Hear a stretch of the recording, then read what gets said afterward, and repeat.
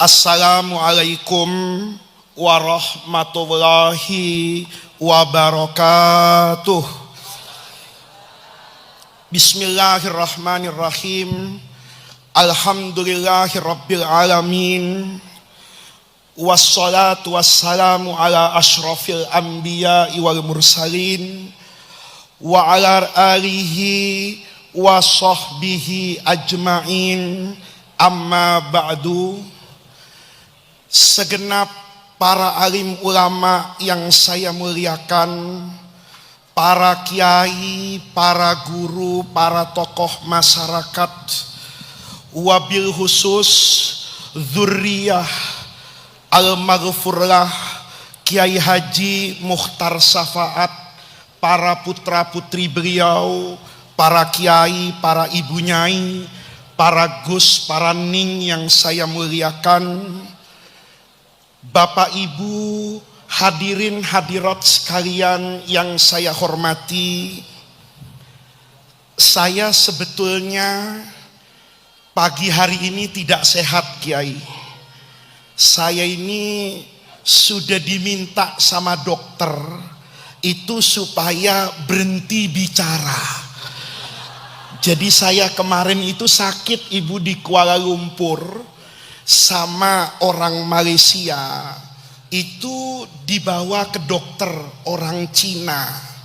Katanya dokter spesialis yang paling bagus di sana. Diperiksa saya, tenggorokan saya itu diperiksa. Kata dokter, Bapak ini kalau mau sembuh itu obatnya dua. Yang pertama banyak tidur, yang kedua berhenti bicara. Saya bilang sama dokter, kalau obatnya itu dok dua, rasanya saya sakit dok, kata saya. Yang paling susah itu saya tidur malam, yang kedua berhenti bicara. Kata dokternya, kenapa? Ya karena pekerjaan saya itu lebih banyak di malam hari dan di pagi hari. Pekerjaan saya itu membutuhkan suara. Ini modal utama saya. Kalau suara saya tidak boleh keluar, bangkrut perusahaan ini, kata saya. Maka saya kurang sehat. Tapi ada tapinya ini. Saya sesakit-sakitnya itu kalau yang ngundang pesantren itu saya mesti datang. Kalau yang ngundang menteri belum tentu, yang ngundang gubernur belum tentu, yang ngundang calon DPR, apalagi calon yang kira-kira kalah, saya tidak datang gitu ya. Karena kalau ada calon saya datangi terus kalah, itu karomah saya hilang. Itu datangkan Faiz malah kalah, kan bahaya. Saya kalau yang mengundang itu orang lain, itu saya kalau kurang sehat itu saya cari wakil saya.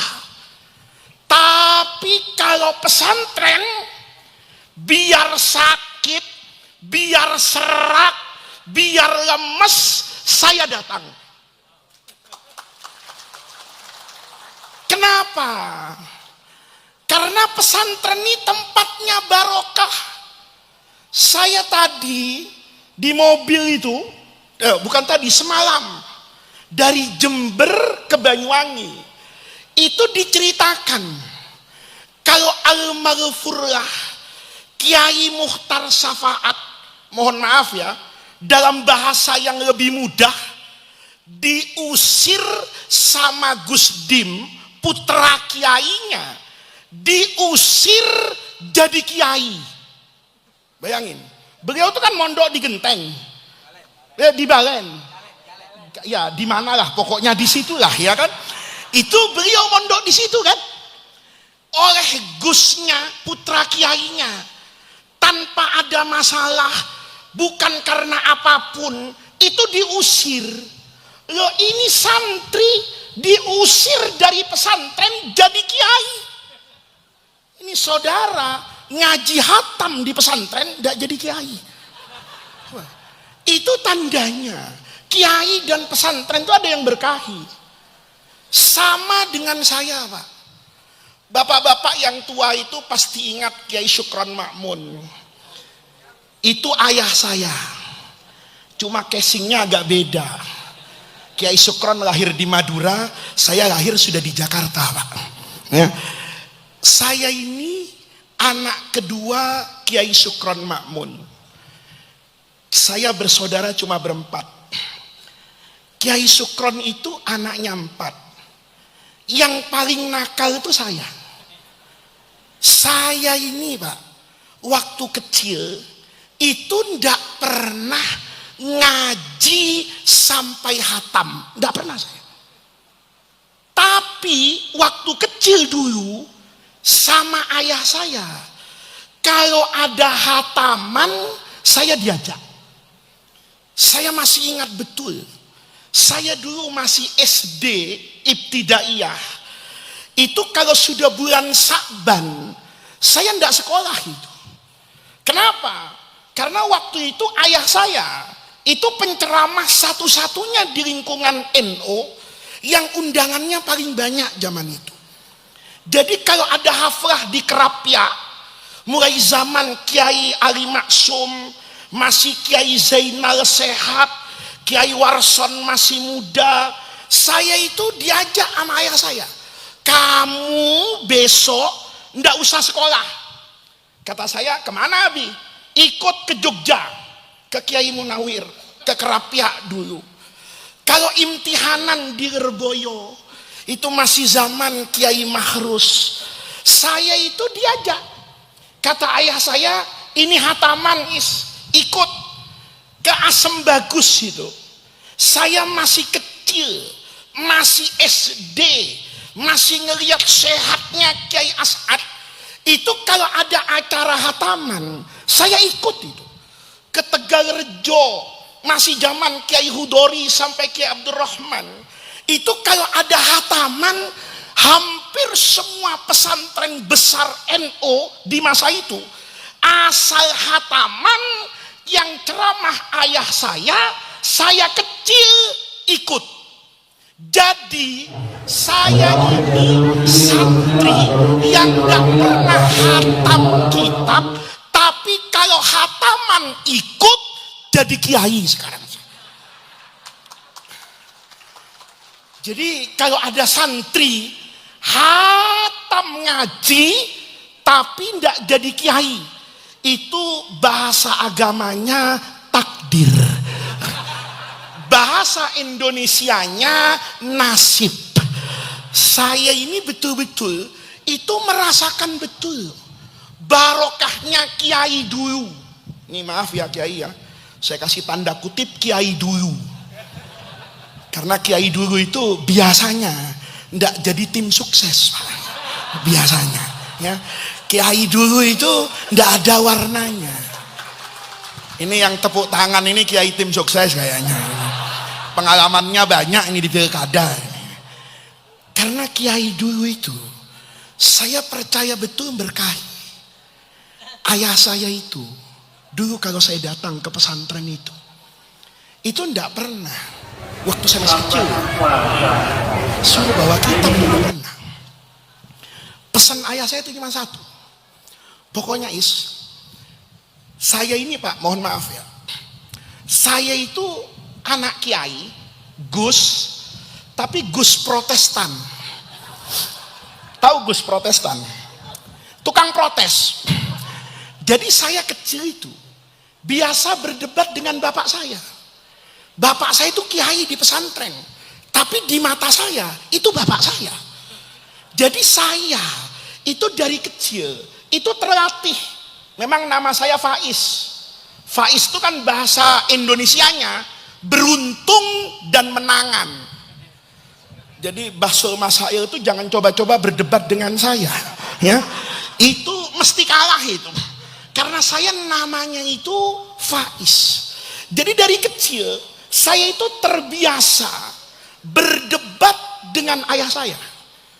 Kalau Gus di Jawa Timur, Lora di Madura, santri di Blok Agung, itu filosofinya sami'na wa atokna. Kalau saya sami'na wa pikir-pikir. Dengernya iya, nasihat itu terucap, tapi akan saya kerjakan kalau masuk di akal saya. Kalau ndak masuk akal, saya ndak percaya. Gitu. Maka ayah saya tahu anak yang nomor 2 ini modelnya model anak Protestan ini. Maka ada satu dulu ibu, yang ayah saya itu tidak membuka ruang dialog dan debat. Ayah saya kalau saya nggak taat urusan yang ini, itu Maduranya keluar ya, marah dan keras. Di luar itu, ayah saya itu mau mendengar suara anaknya itu didengar. Tapi urusan yang ini, bapak saya itu otoriter, Pak. Apa kata bapak saya? Besok kita ngaji ke Lirboyo.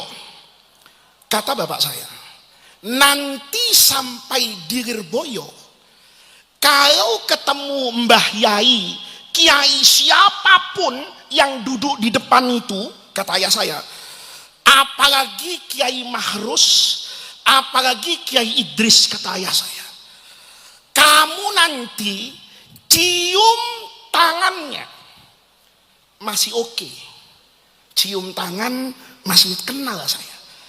Tapi yang kedua ini berat. Kata bapak saya, kalau besok Kiai mau meludahi kamu, saya ini tidak bisa bahasa Jawa Pak, tapi meludahi, saya masih ingat mufrodat Jawanya. Apa itu? Diidoni. Itu insya Allah mahrot dan tajwid Jawanya bener ini. Diidoni. Kata bapak saya, kalau nanti Kiai mau meludahi kamu, ibu saya kan orang Jawa, diidonis nanti itu. Kata bapak saya, buka mulutmu, telan meludah Kiai. Wah, itu buat saya beratnya luar biasa. Wong ludah ibu saya saja belum pernah saya begitu kan, ini ludah orang. Itu Pak, untung zaman itu belum ada COVID. Itu kalau corona di swab saya langsung itu, ya kan? Bukan droplet lagi itu Pak, ludah dibanyakin sama Kiai. Itu kata bapak saya, mangap, buka mulutmu, jangan tanya, telan air ludah itu. Saya berontak Pak. Ya kayak perang kemerdekaan lawan Belanda, ini penjajahan ini kata saya. Ludah orang dipaksa masuk tenggorokan saya, apa urusannya? Bapak saya itu mujuk saya. Kata bapak saya, asal kamu nurut asal kamu nurut nih, telan ludah Kiai, besok pulang ke Jakarta, kamu mau beli sepatu Adidas apapun, mau beli sepatu Nike, mau beli apapun, saya belikan. Makanya saya dulu kalau ada suriah PBNO yang dari Jawa Timur ke rumah saya, wih, itu buat saya tawassul yang paling mujarab itu. Asal Kiai Maksum kelihatan ke rumah saya, dulu itu saya masih kecil, saya cepat pulang itu. Kenapa? Ini urusan sepatu Adidas kata saya. Begitu saya masuk, ayah saya senang betul. Tumben tidak disuruh pulang-pulang kamu. Anu Bi, kayaknya ada Kiai di depan. Iya kata ayah saya. Cepat sarungan, pakai celana panjang, pakai baju, pakai peci, salim kata ayah saya. Salim Pak. Begitu salim, saya itu doa, Allahumma diidoni, Allahumma diidoni. Kenapa? Urusannya sekali ngidoni, ini tagihannya besar kayak saya ini. Ya, paling seneng lagi kalau Kiai Maksum dengan Kiai Asad datang bersama. Cuman saya nyesel aja kenapa ndak sekarang datangnya. Kalau datangnya sekarang, tagihannya bisa Innova sama Fortuner ke bapak saya. Lihat. Jadi Kiai, saya dari kecil itu dididik sama ayah saya untuk merasa bahwa guru agama, kiai Itu berbeda dengan gurumu di SD. Kiai yang kamu lihat di pesantren itu beda dengan rektor UI yang pakai dasi itu, kata ayah saya. Bedanya di mana? Ayah saya itu nggak ngomong, cuma sudahlah, pokoknya beda. Kamu ikut kata saya. Begitu pesan ayah saya. Besar, bapak saya itu bilang, ini anak kalau ngaji di sini terus bodoh nanti ini. Saya dibuang ke Mesir, Pak. Ini ketemu dengan Mas As'ad, Kiai As'ad ini. Ini sahabat saya dulu di Kairo. Di Kairo, saya tentu seiring dengan usia itu nggak lagi anak-anak. Ngaji beneran kali ini. Karena ngaji beneran, ketemu dengan Syali Jum'ah. Waktu itu belum jadi mufti Mesir. Beliau masih ngajar di beberapa masjid, tidak seramai sekarang. Ngaji saya. Kali itu hataman dan saya hatam. Ini penting nih ya. Kalau dulu hataman tapi tidak pernah hatam. Ini kan bapak-bapak juga banyak yang model begitu tuh. Ya, teraweh dari awal tidak pernah teraweh. Begitu malam 27 hataman datang.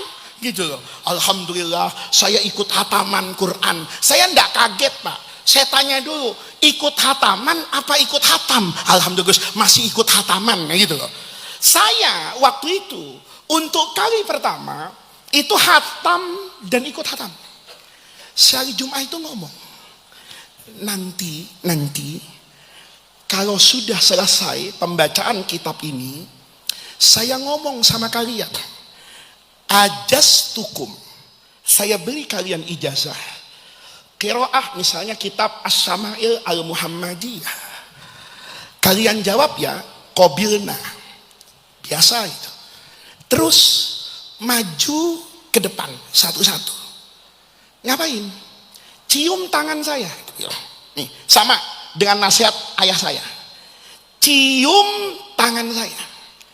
Yang kedua, lihat mata saya. Tapi ngidoni nggak ada. Ya, Mesir ini nggak ngajarin ngidoni, tapi ngajarin ngelihat mata. Kalau ayah saya ngajarkannya cium tangannya sama minta ludahnya. Syali Jum'ah bilang cium tangan saya dan tatap mata saya. Di situ beliau menjelaskan, ini bukan soal tangan saya, ini bukan soal mata saya. Tapi tangan ini pernah berjabat dengan tangan, yang tangan itu berjabat dengan tangan, yang tangan itu berjabat dengan tangan, tangan dengan tangan, sampai ketemu tangannya Imam Syafi'i. Imam Syafi'i pasti tangannya bersentuhan dengan tangannya Imam Malik. Imam Malik tangannya pasti bersentuhan dengan Sayyidina Nafi' Maula Abdullah bin Umar. Tangannya Nafi' itu pasti bersentuhan dengan tangannya Abdullah bin Umar. Tangannya Abdullah bin Umar itu pasti bersalaman dengan tangan ayahnya Sayyidina Umar bin Khattab dan bertemu dengan tangannya Rasulullah Sallallahu Alaihi Wasallam. Kamu cium tangan saya, maka kamu pernah mencium tangan yang bertemu dengan tangan yang bertemu dengan tangan, sampai tangannya Rasulullah. Ada sekolah kayak begini ada di Indonesia, yang gurunya tangannya itu pasti bersentuhan dengan tangannya Rasulullah melewati generasi yang panjang.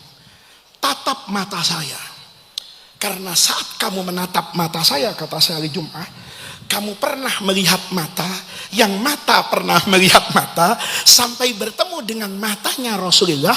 Matanya Rasulullah itu pernah melihat malaikat Jibril, pernah melihat peristiwa Isra Mi'raj yang mala ainun ra'at wala udhunun sami'at wala khatara fi qalbil bashar. Maka beruntung kamu punya guru, matamu tersambung dengan matanya Rasulullah. Makanya mahalnya ngaji di Blok Agung tuh ini. Kiai Mukhtar misalnya, mohon diluruskan kalau saya salah. Beliau pernah mengaji di Tebuireng kepada Hadratus Syekh Kiai Haji Hashim Asy'ari atau kepada guru-guru yang ada di Tebuireng. Itu kalau dicari sanadnya, itu pasti ketemu. Hadratus Syekh ngaji ke, misalnya dari aspek fikih, ngaji ke Imam Nawawi Al-Bantani itu. Syekh Nawawi ngaji ke orang alim besar di Mesir misalnya, Syekh Abdullah Asy-Syarqawi ngaji ke atas kena Syekh Ibrahim Al-Baijuri yang mensyarahkan Fathul Qorib, naik ke atas sampai Imam Nawawi, naik ke atas sampai Imam Syafi'i. Imam Syafi'i pasti bersambung dengan Rasulullah. Apa mahalnya pesantren? Kitab yang kita baca nih. Di Blok Agung baca kitab, ambil contoh Fathul Qorib saja. Fathul Qorib itu bukan kitab biasa, Pak. Itu saksi perjalanan ilmu.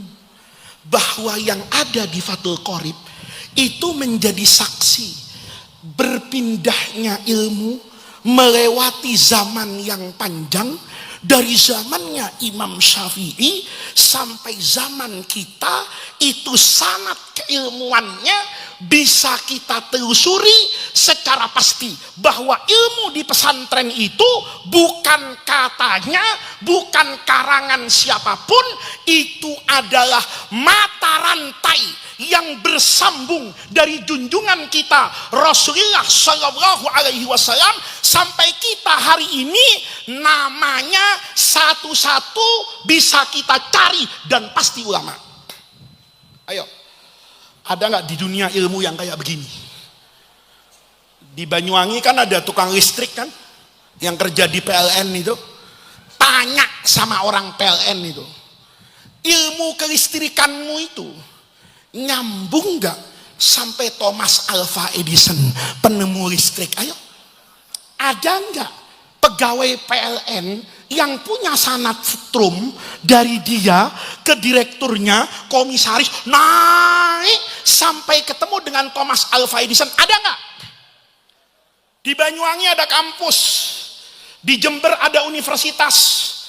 Tanya sama profesor jurusan fisika itu, ilmu fisika yang kamu ajarkan itu sanadnya ruwitu an syaihi wa huwa an syaihihi an syaihi Albert Einstein. Punya enggak sanadnya? Enggak ada.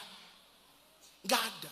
Cuma di pesantren ini yang ilmu itu menjadi mata rantai, menjadi perjalanan zaman. Maka ibu, anaknya di Blok Agung, bapak, anaknya nyantri di sini, itu istimewa. Istimewanya di mana? Nanti hari kiamat. Kalau sanad Islam itu dipanjangkan, Quran, hadis, apapun yang disampaikan oleh Rasulullah, itu kan aslinya dari Allah.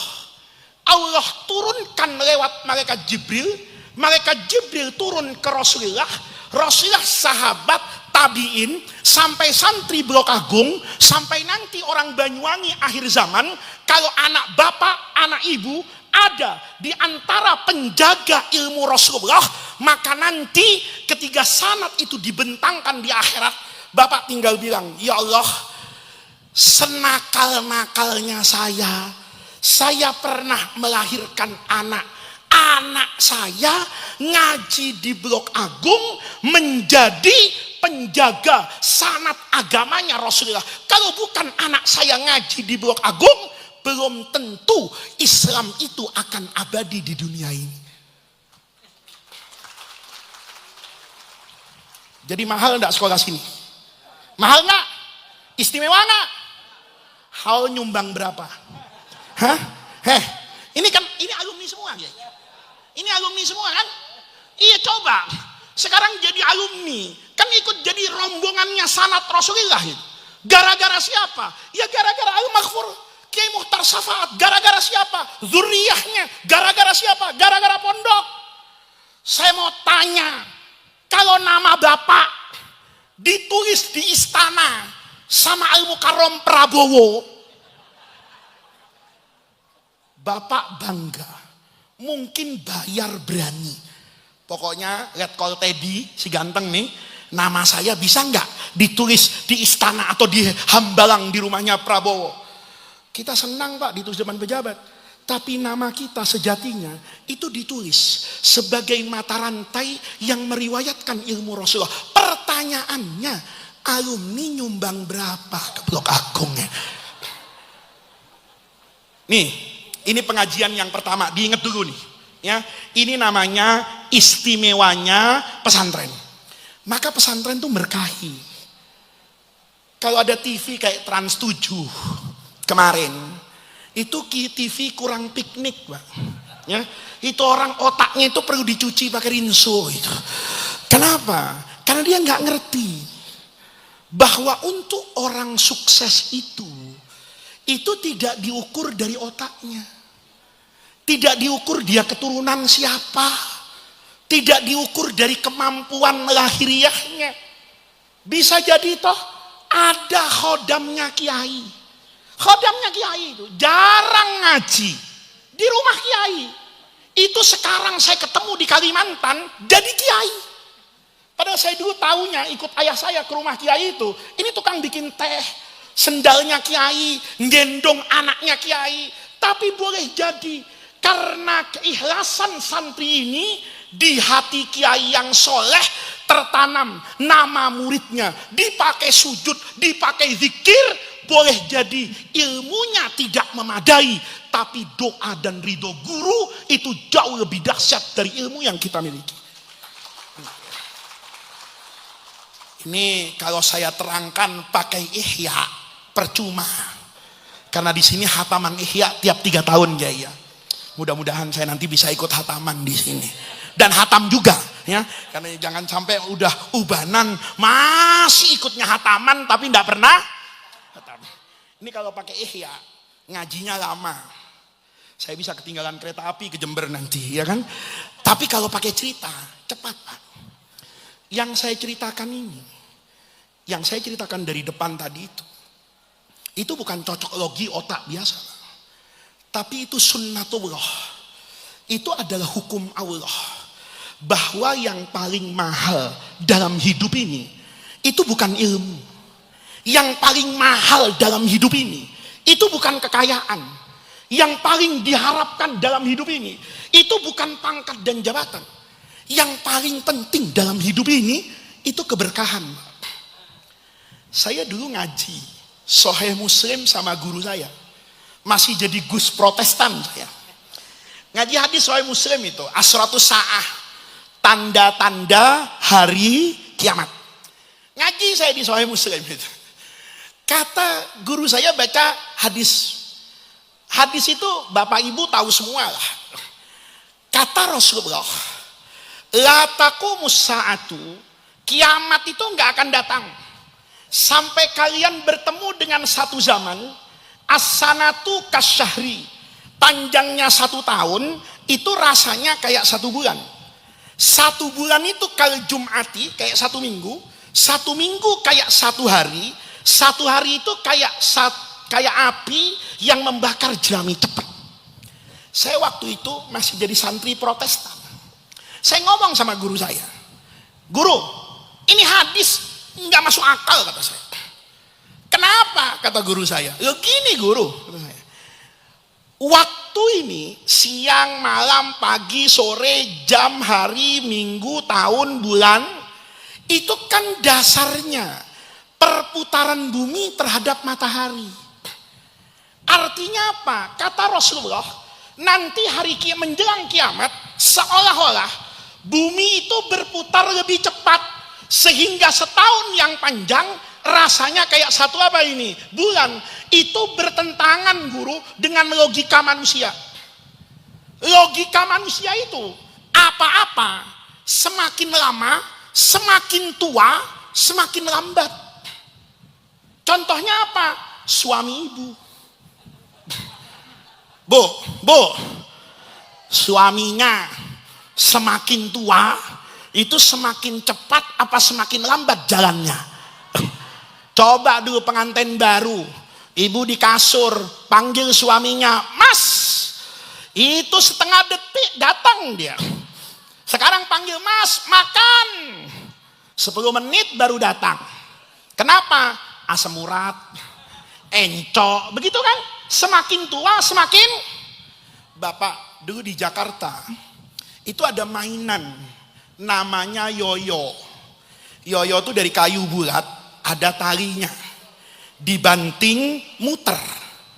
Di sini ada nggak mainan kayak gitu? Masih inget Pak? Berarti udah tua. Karena mainan itu nggak ada sekarang, ya kan? Anak sekarang mainnya pakai handphone. Tapi kita dulu main yoyo, masih ingat kan? Yoyo itu kalau kita banting pertama, puterannya kenceng. Lama-lama melambat. Itu logika. Saya bilang sama guru saya, hadis ini tidak masuk akal guru. Masa bumi semakin tua, semakin cepat? Padahal rasanya zaman Nabi dengan zaman kita, harinya sama. Puasanya sama, ukurannya sama. Kenapa Rasulullah bilang nanti akan terasa cepat? Sekarang terasa Pak. Sebentar lagi puasa. Rasanya baru kemarin puasa. Kata guru saya, Faiz, hadis itu bukan bicara lahiriah. Itu isyarat dari Nabi. Bahwa menjelang akhir zaman, yang Allah cabut dari kehidupan manusia, itu berkah. Waktu sekarang itu hilang berkahnya. Percaya nggak Bu? Bu, Ibu ngaji apa tidur? Bu, saya tahu nih, kalau ada perempuan dipanggil saya nggak jawab, itu biasanya suaminya kejam itu, ya, pencemburu itu. Bu, Ibu percaya nggak waktu sekarang kehilangan barokah? Percaya nggak? Saya percaya betul. Saya nggak pakai contoh istri orang, istri saya. Ibu saya. Dulu kalau di dapur 2 jam, itu biasanya mau ada selamatan. Ibu saya kalau di dapur 2 jam, 3 jam, itu masak cukup untuk orang 1 desa. Kalau di dapur 3 jam. Istri saya 5 jam di dapur enggak selesai masakan. Bener enggak? Bedanya di mana? Nih saya kasih tahu bedanya. Waktu di zaman ibu saya berkah. Sekarang hilang barokahnya. Istri saya itu kalau mau masak, itu lebih hebat dari ibu saya. Dapur itu disapu, dibersihkan, dipel. Rapi betul. Talenan itu ditumpuk, pisau dijejer, penggorengan rapi betul. Setelah rapi, perempuan sekarang langsung masak enggak? Ngapain? Ngambil handphone. Diapain? Cekrek di foto. Habis moto langsung masak? Enggak, diupload. 1 status WhatsApp, 1 ke Facebook, 1 ke Instagram, 1-nya lagi ke TikTok. Betul enggak? Betul enggak? Tuh lihat istrinya Pak, kelakuannya tuh Pak, ya kan? Setelah diupload langsung masak. Enggak, ngapain? Ngeladenin komentar. Dapurnya cakep amat. Beli di mana pisaunya? Sorry, beda level. Nah, gua nggak beli di Banyuwangi. Nih, dari Surabaya. Oh, kata satunya, cuman pisau aja sombong ke Surabaya. Ini cuma ngomong begini, sejam habis. Saya masuk ke dapur, saya tepok istri saya. Masak, kata saya. Iya mas. Nah, daging dikeluarkan, buncis dipotong-potong rapi banget. Cabe, bawang, semuanya ada. Langsung masak. Ini ngaku semua ini pelakunya ini. Ini semua nih yang ketawa ini semua pelakunya ini di Banyuwangi ini. Bener kan? Langsung masak. Diapain? Cekrek. Sama Pak. Ya kan? Instagram lagi, TikTok lagi. Nanti komen di capture. Alhamdulillah rezeki istri solihah masak daging tiap hari. Lihat. Langsung masak. Akhirnya Pak kejadian 5 jam di dapur. Saya masuk. Saya kan minta masakin daging rendang. Saya begitu masuk, saya tanya istri saya, beres masakan? Beres. Mana rendangnya? Itu mas, di atas meja makan, di mangkok, masih berasap lagi. Saya udah rasa nggak enak. Rendang kok berasap di mangkok. Rendang apa ini? Saya buka, ternyata 5 jam di dapur, istri saya betul masak rendang, tapi dalam bentuk Indomie. Indomie rasa. Bu, ada nggak yang kayak gitu? Lihat nih, saya tungguin masak rendang 5 jam, akhirnya yang datang Indomie rasa. Habis itu hebatnya istri saya nawarin lagi, nanti malam mas mau masak apa? Saya nggak usah. Saya nanti makan di warung aja. Kenapa? Saya ngomong apapun nanti jadinya dalam bentuk Indomie. Pernah punya istri kayak gitu, Pak? Pak, kalau punya istri kayak gitu, kepikiran kawin lagi nggak? Hah? Pak, jujur. Ya, kalau tiap hari Bapak dikasih makan Indomie terus, ya, kira-kira Bapak kepikiran nikah lagi nggak, Pak? Nah, kalau kepikiran, Pak, dorong istrinya supaya tiap hari masak Indomie. Insya Allah Bapak cepat dikabul doanya sama Allah. Asal nggak stroke aja kebanyakan makan Indomie, Pak. Nah, ini namanya akhir zaman yang hilang apanya itu? Barokah. Nih, Bu.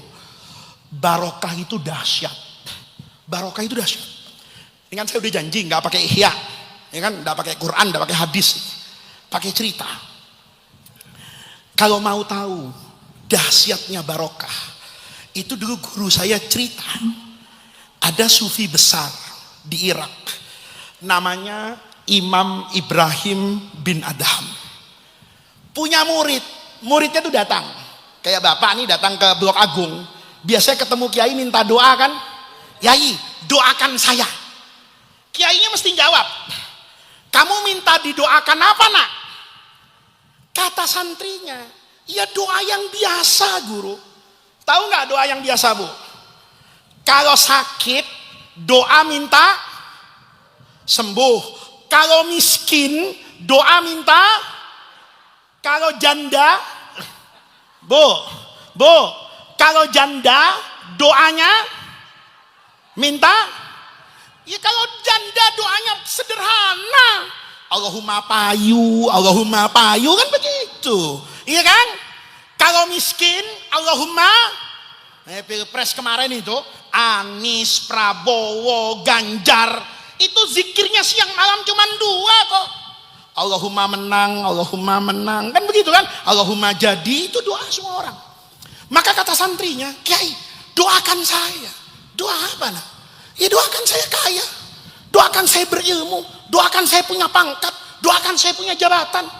Kata gurunya, jangan, Nak, doa itu minta berkah, jangan minta duit. Santrinya jawab, tapi saya butuh duit, guru. Buktinya tol dari Probolinggo ke Surabaya itu gardunya, Bapak pernah lewat tol kan, Pak? Begitu masuk ke gardu, kan ada palangnya. Itu saya pernah coba, Pak. Saya bacakan sholawat Fatih, nggak terbuka itu, Pak. Ya, saya masuk itu. Saya bilang sama istri sama supir saya, sebentar. Panjang nggak di belakang? Nggak ada, Gus. Cuman kita. Allahumma sholli ala sayyidina Muhammadin al-Fatih. Nggak kebuka, Kiai. Saya pakai nariyah, nggak kebuka, Pak. Begitu tawassul sama Emani Bank Mandiri, langsung terbuka itu. Enggak bismillah, saya tempel itu langsung ahlan wa sahlan, marhaban bihudurikum, ya kan, fi karya Jokowi al-azim, masya Allah. Itu, Pak. Bener kan? Kata santrinya, guru, saya butuh uang, saya butuh jabatan, saya enggak butuh barokah. Kata gurunya, Nak, hati-hati. Hidup itu yang paling penting berkahnya. Kata muridnya, guru, bagaimana caranya supaya saya percaya berkah itu ada? Kata gurunya, gampang, Nak. Saya kasih satu contoh nih, Nak. Nggak usah sampai hatam ihya di Blok Agung. Asal denger ini, kamu tahu dahsyatnya barokah. Apa itu, guru? Kata Ibrahim bin Adham, anakku, perhatikan dua makhluk ciptaan Allah. Yang satu kambing, yang satu anjing. Ini enak nih, saya ceramah nyeramahin kambing sama anjing, nggak ada yang tersinggung. Kalau tersinggung ya kalau nggak anjing kambing dia gitu. Lihat kambing sama anjing. Kata muridnya, apa guru yang saya lihat? Yang pertama, nih ingat Bu, kata Ibrahim bin Adham, kalau kambing perempuan hamil sama anjing perempuan hamil, begitu melahirkan anak, banyakkan anaknya kambing apa anaknya anjing? Anaknya kambing apa anaknya anjing? Anjing. Anjing anaknya bisa 6 Pak. Kambing anaknya berapa? 2, kadang-kadang cuman 1. Lihat nih, kalau lahir anak anjing lebih banyak daripada anaknya kambing. 1 nih. Yang kedua, nanti nih anak-anak anjing sama anak-anak kambing itu kalau tumbuh besar dihitung aneh.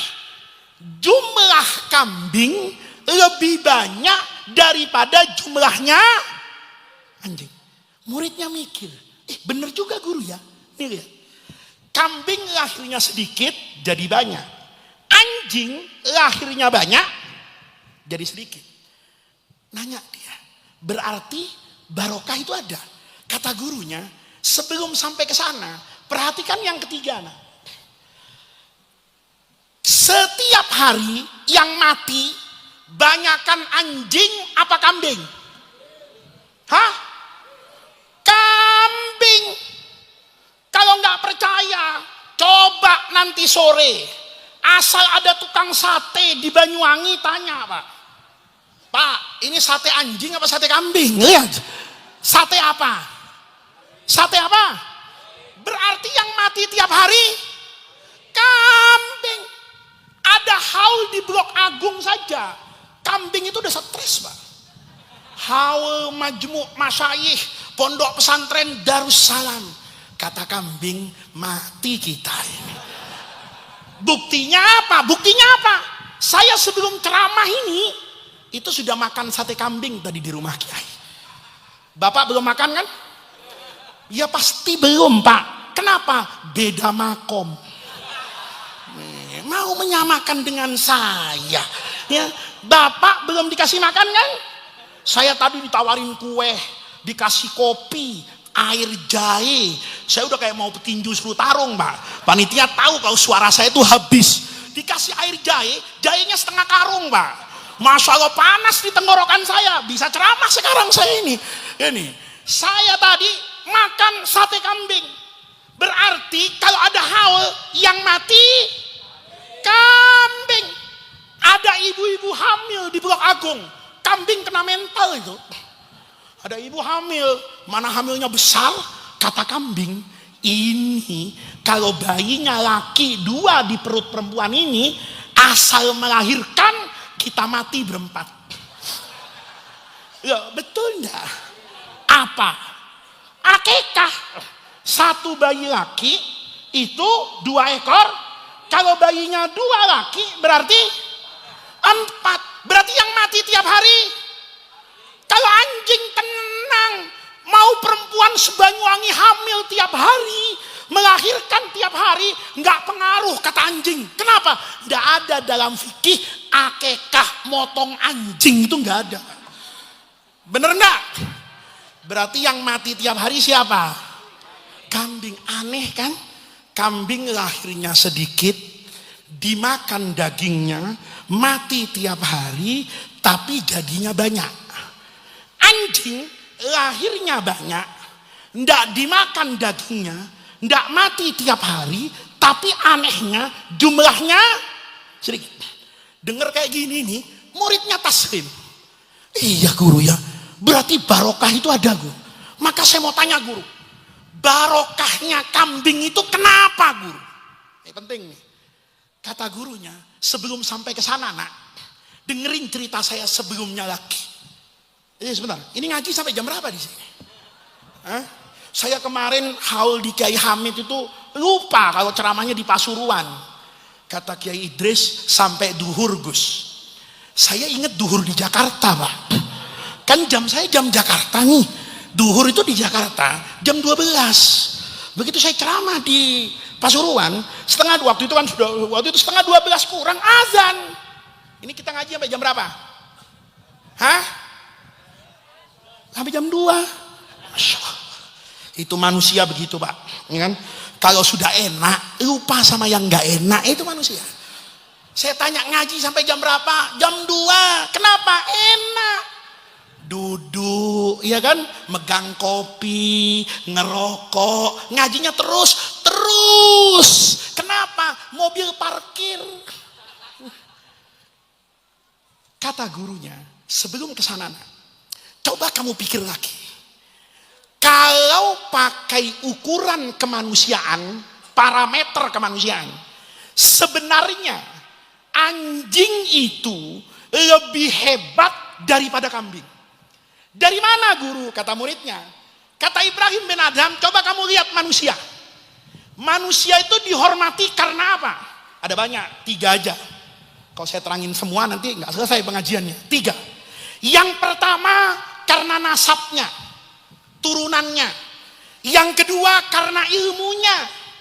Yang ketiga karena tampangnya. Benar Pak? Karena nasab.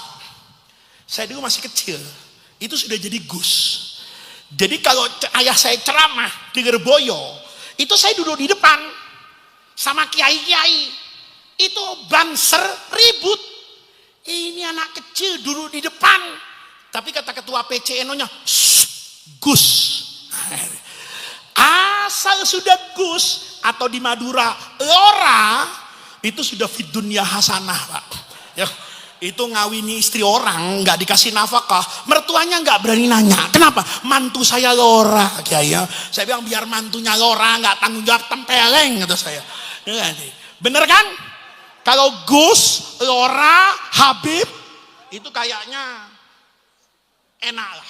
Fid dunya yang datang belakangan duduk di depan Al-Fatihah, gitu doang selesai itu.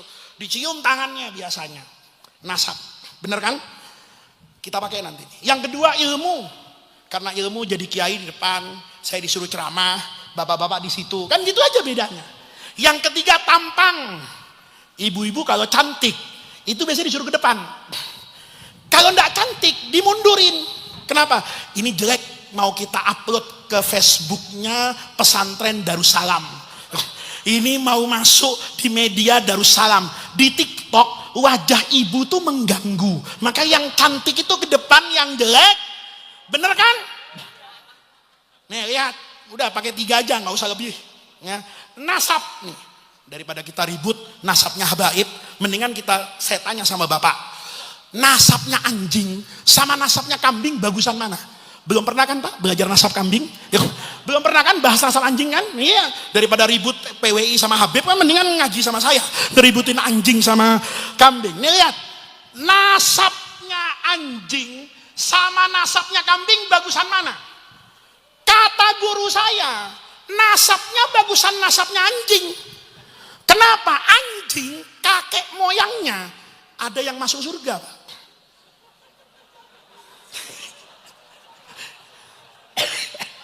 Loh, enggak, saya bener enggak Pak? Anjing kakeknya ada yang masuk surga. Siapa? Ashabul Kahfi itu. Kalau ngaji tafsir Munir namanya Kitmir. Kalau pakai bahasa keren namanya Genesio. Genesio ini anjing masuk surga. Hebat. Enggak pernah ngaji di Blok Agung, enggak pernah ikut hataman, enggak pernah wudhu, cuman gara-gara fityatun amanu birobbi. Kata surah Al-Kahfi, itu ada 7 orang anak muda di tengah-tengah agama paganisme yang menyembah berhala. Orang-orang ini tetap menyembah Allah karena takut ditangkap sama Satpol PP zaman itu. Maka kalau ibadah ngumpet di gua. Begitu ngumpet di gua nih, anjing lewat. Genesio nih, kata Genesio, Masya Allah, ini kalau ibadah begini ini yang bagus, maka dijaga. Anjing jaga orang sholat masuk surga. Kalau di Banyuwangi ada banser jaga kiai masuk neraka, itu keterlaluan Pak. Anjing itu jaga orang sholat, nggak ikut sholat, jaga orang sholat, anjingnya masuk. Loh, kalau ada banser jaga pesantren, jaga kiai, jaga NO, walaupun NO-nya ribut, dijaga aja Pak. Ya kan? Yang ribut biarin terus ribut, saya penjaganya saja Pak. Gitu. Loh, nanti jaga Rois sama penjaga Gus. Ya udah, pokoknya semua tokoh NO kita jaga Pak. Yang ribut siapa? Biar yang ribut itu Pak. Nanti di neraka yang panjang ceritanya, yang ribut-ribut itu Pak. Saya cuma banser jaga aja.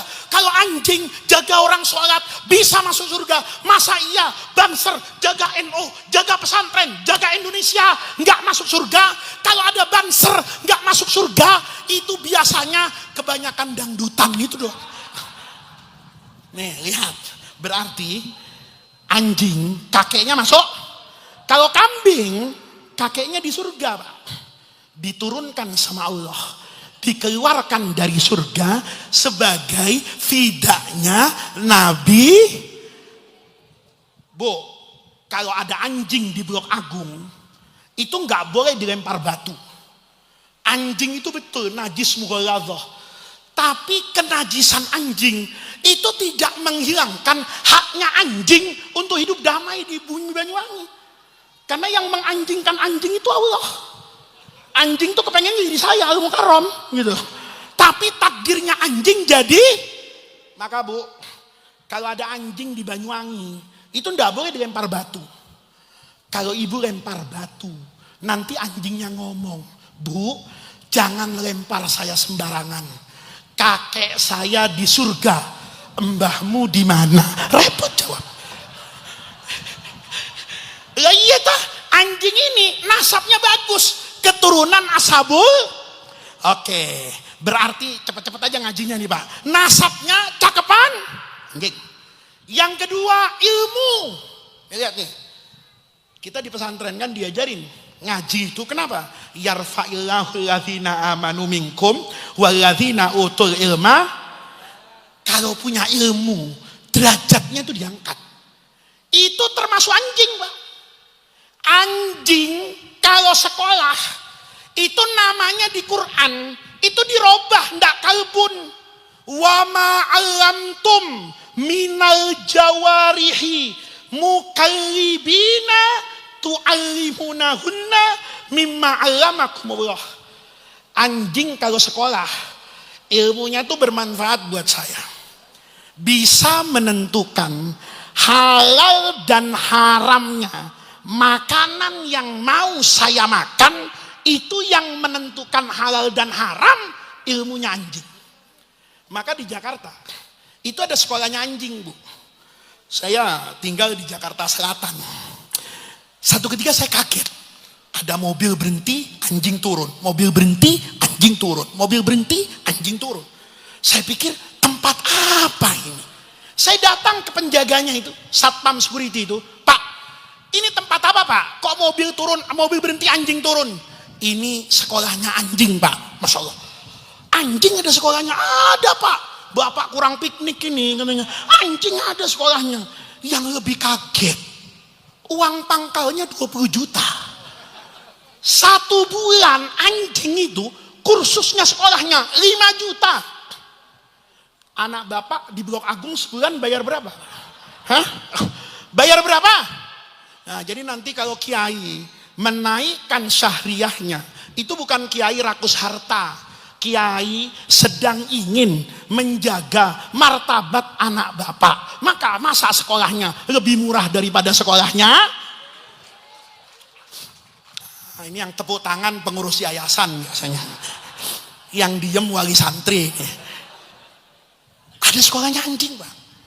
Karena ada sekolahnya anjing, saya penasaran.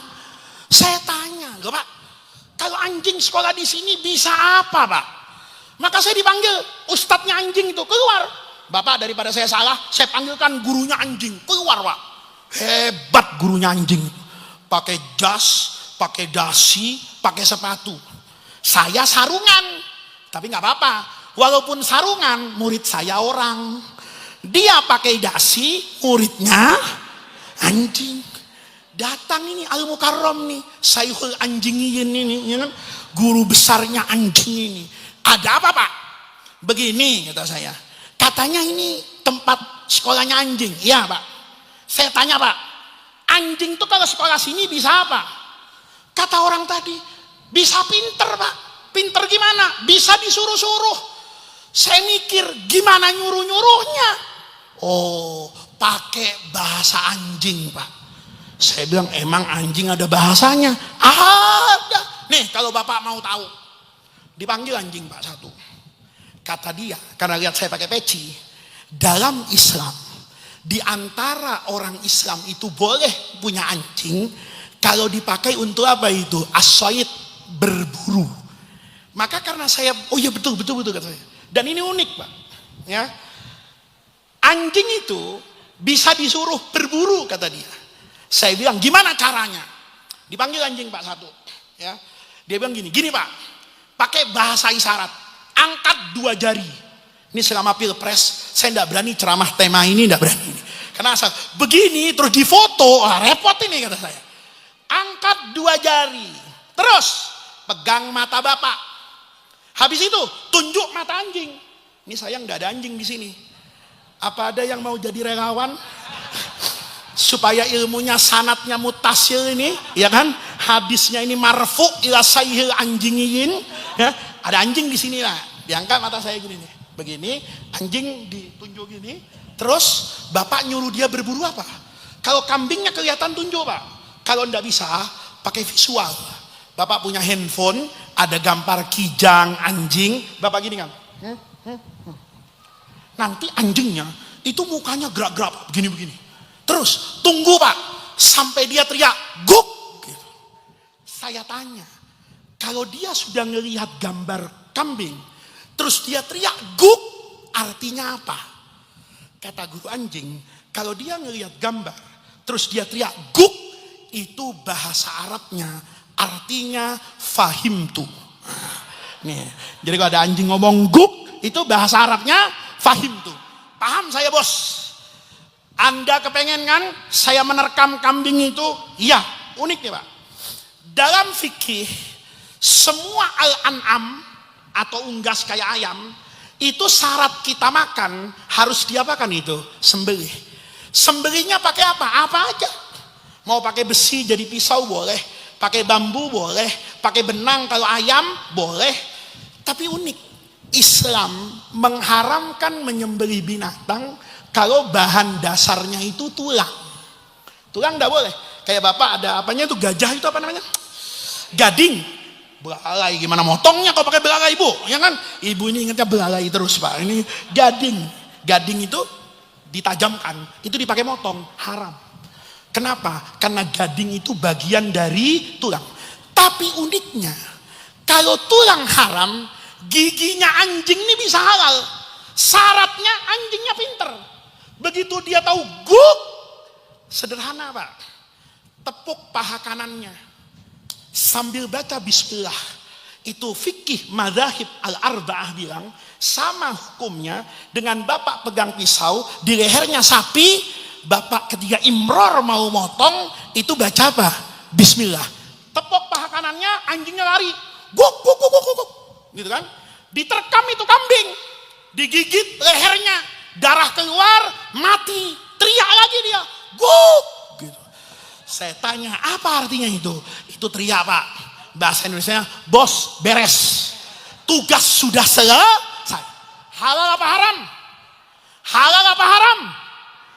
Bisa halal, bisa haram. Kapan halal? Kalau anjing ini berilmu. Saya datang ke sana, kambingnya mati Pak, berdarah, tapi utuh, kepala, kaki, buntut, perut ada, maka hukumnya halal. Kenapa? Ini anjing habis ngaji buhu marom, ya, babul wakalah wal wakilu amin. Anjing, kamu ini saya wakilkan untuk motong kambing itu. Kambing itu punya saya, kamu cuman wakil. Maka kalau dia mengerjakan wakalahnya bil amanah halal. Saya dengar begitu Kiai, mikir, anjing kalau sekolah itu lebih jujur dari panitia pengajian di pesantren saya. Bukan di Blok Agung panitianya jujur-jujur. Ya. Santri saya itu loh, kalau bikin ngaji itu menarik ya. Saya tanya, kamu ngundang orang pengajian? Yang ngundang bos. Berapa? 20.000. Dikasih makan? Ya dikasih lah. Gimana caranya? Pakai nampan. Satu nampan untuk 4 orang. Kalau tamunya 20.000, berarti butuh 5.000 nampan kan? Saya tanya, gimana caranya 5.000 nampan? Gampang. Kelas kan ada 100 Gus. Satu kelas 50 nampan. Lihat, kali 100 5.000, 5.000 kali 4 20.000. Oh bagus. Nanti kalau Habib Ali Kuitang sudah talqin zikir setelah saya ngaji, itu nasi kebuli bagikan. Siap. Supaya aman dari kucing, satu kelas ada 1 santri saya yang jaga. Begitu dibagikan semua beres, santri saya yang jaga itu berdiri depan kelas. Saya panggil, sini nak, kamu sudah selesai tugasnya? Sudah. Kalau sudah, ayo makan sama saya. Tidak mau. Kata santri saya yang jaga tadi, tidak usah Gus, saya tidak usah makan. Biar tamu-tamu semua yang makan. Dengar kayak gitu saya senang. Ini santri yang paham. Man kana yu'minu billahi wal yaumil akhir falyukrim. Tamu dihormati. Maka Bapak jangan makan sebelum saya makan. Karena yang paling tamu di sini tuh saya, Pak, gitu ya. Jadi hormati. Saya dengar gitu senang. Tapi senang saya cuma 1 menit. Setelah 1 menit temannya datang ke saya. Gus, dia tadi diajak makan nggak mau ya? Nggak mau. Katanya biar tamu-tamu dulu. Kata temennya, dia nggak bakalan mau diajak makan. Kenapa? Kata saya, sudah kenyang. Loh, kenyang gimana? Kan dia jadi jaga makan. Itu masalahnya. Waktu dia jaga makan, bawa sendok. Nih, nampan. Cukup untuk 4 orang. Diambil 1 sendok. Kelihatan berkurang enggak? Enggak. Kan banyak untuk 4 orang. Diambil 1 sendok. Masalahnya, di kelas itu ada 50 nampan. Kalau dari 1 nampan diambil 1 sendok, berarti dia makan 50 sendok. Kalau ditaruh di piring, jadi 3 piring, Pak. Ayo, jujuran panitia maulid, panitia pengajian, apa anjing? Jujuran anjing. Anjing sekolah jujur, santri saya belum tentu jujur. Maka di Indonesia ini kalau ada pejabat negara masih korupsi, masih nyolong, tolong jangan dibawa ke penjara, bawa ke sekolahnya anjing.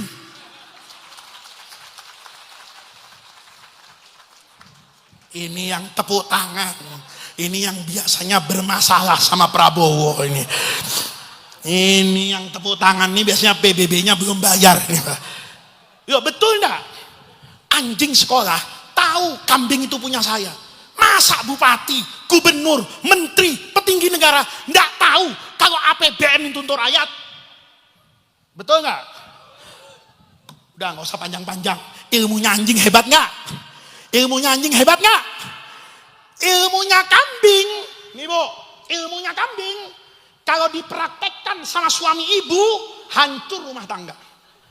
Apa ilmunya kambing? Asal ada perempuan, sikat. Mau istri tetangga, istri orang, mau saudaranya, mau siapapun, santrinya kek, muridnya, asal perempuan, sikat. Itu ilmunya. Oke, ilmunya hebatan mana? Anjing. Ingat nih. Nih. Nasabnya cakepan, ilmunya cakepan. Yang terakhir nih, udah jam 12 ini. Yang terakhir, tampangnya.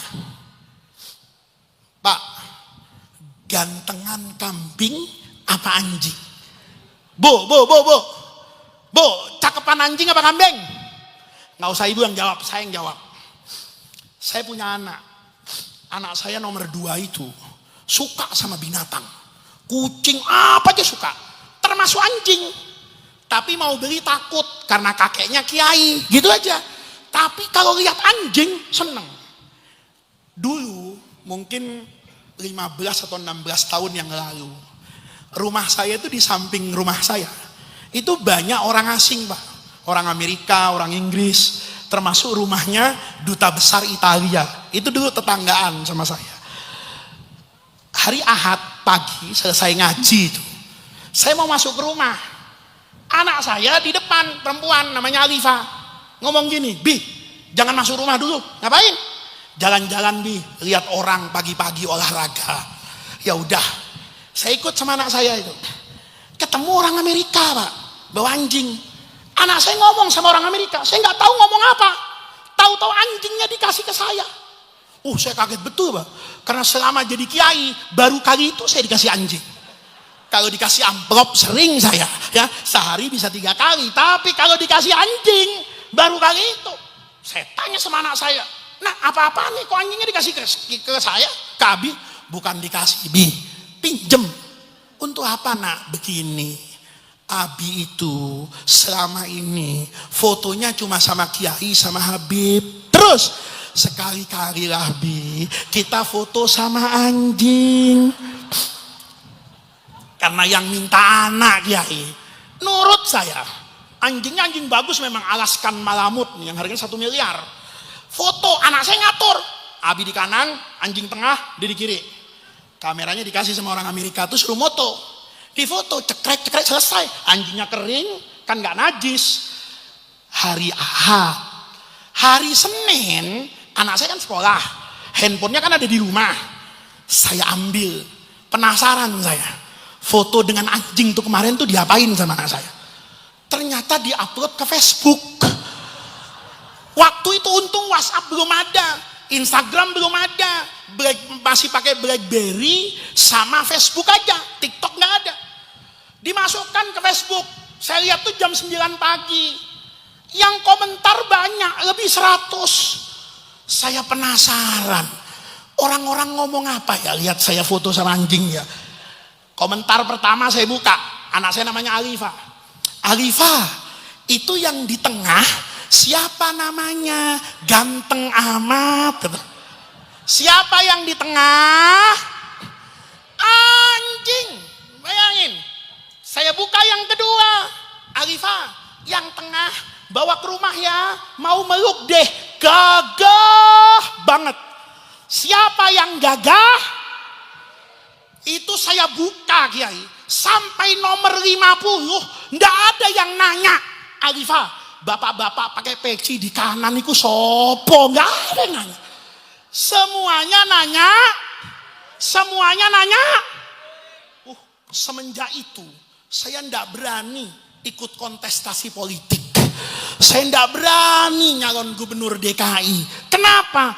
Berdasarkan survei internal anak saya, kalau sampai yang 51 saya buka masih nanya anjing, itu kalau pakai logika KPU anjing menang 1 putaran Pak. Kenapa? 50+1. Bener nggak? Bu, gantengan mana? Anjing apa Kiai?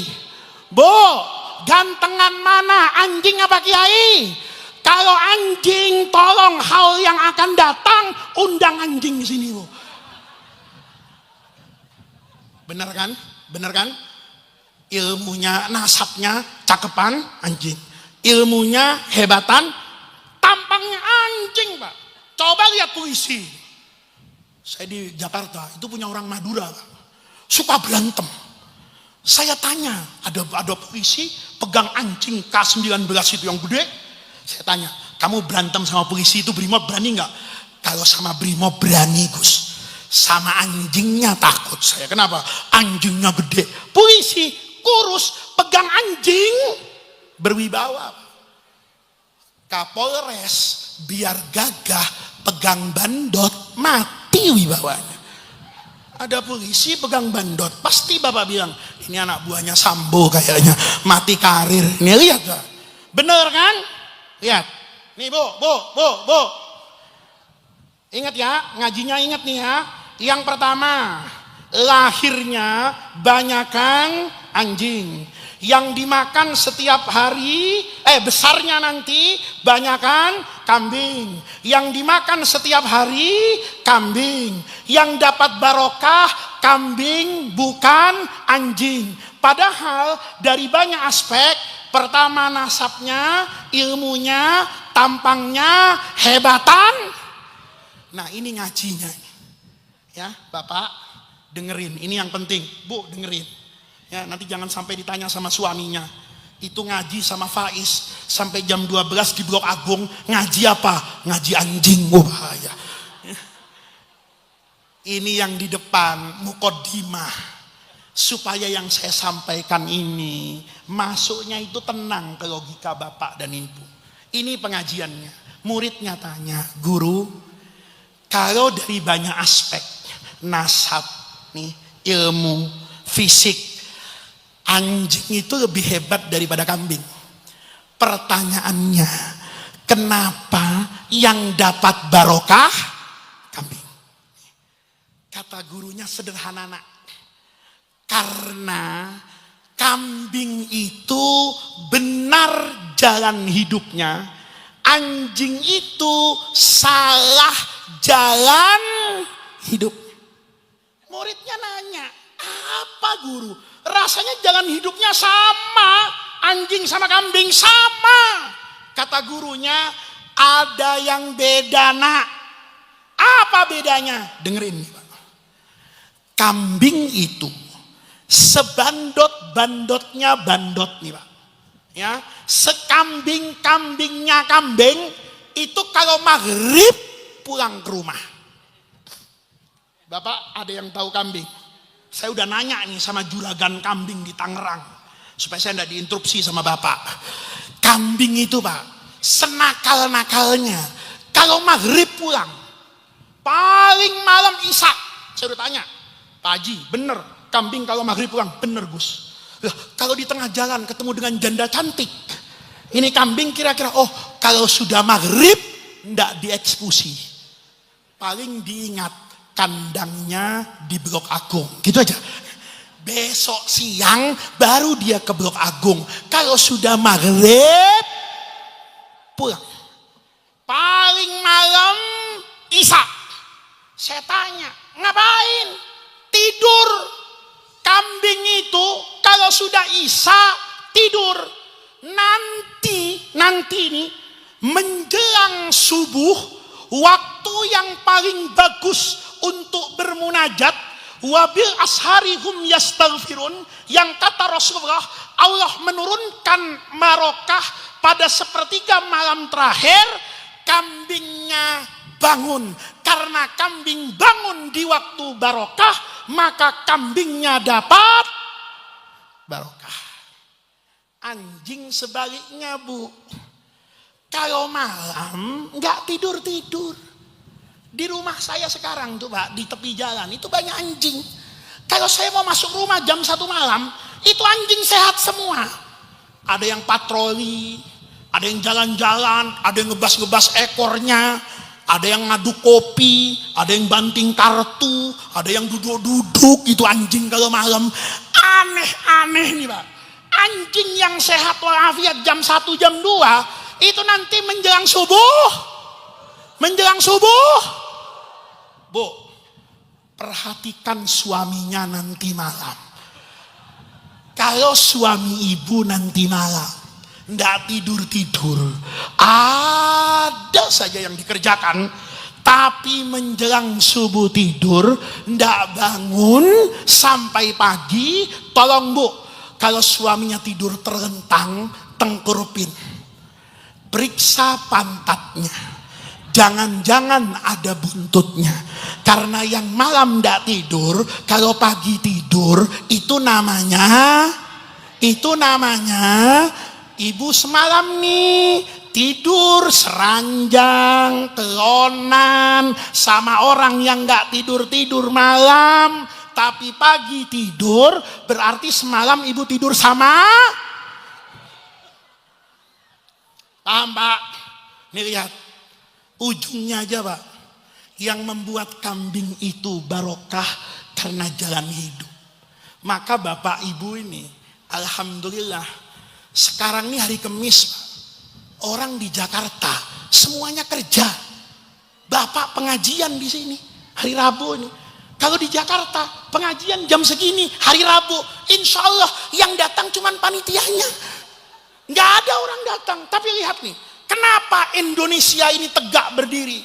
Di Surabaya mungkin ada yang maksiat. Di Jakarta sekarang mungkin ada yang nyolong duit rakyat. Di Jakarta sekarang mungkin ada yang lupa sama Allah.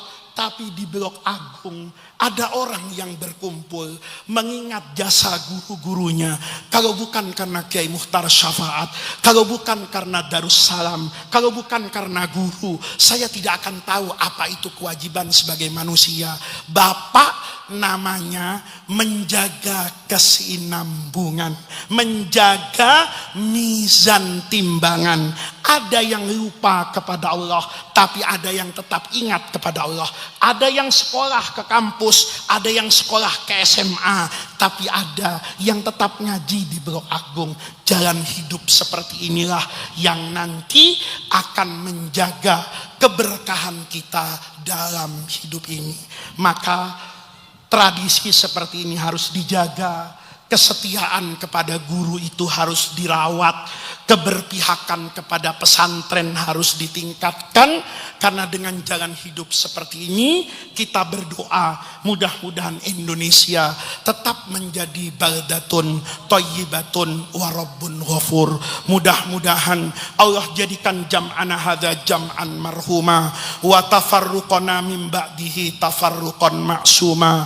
Mudah-mudahan langkah kaki yang kita gerakkan ke acara haul ini, mahabbah kita kepada guru-guru kita, mahabbah kita kepada pesantren Darussalam, mahabbah kita kepada ilmu-ilmu warisan Rasulullah, mahabbah kita kepada ahlus sunnah wal jamaah. Mudah-mudahan itu semua menjadi tawassul dan wasilah kita untuk mendapatkan khairat dunia wal akhirah.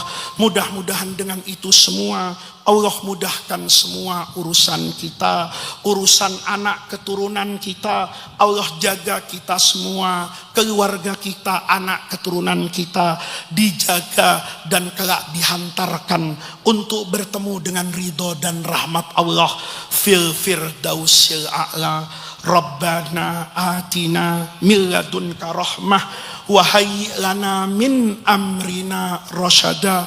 Allahumma la tahrimna khaira ma indaka li syarri ma indana. Kurang lebihnya saya mohon maaf. Terima kasih atas undangan dan silaturahminya. Wallahul muwaffiq ila aqwamit thariq. Wassalamualaikum warahmatullahi wabarakatuh.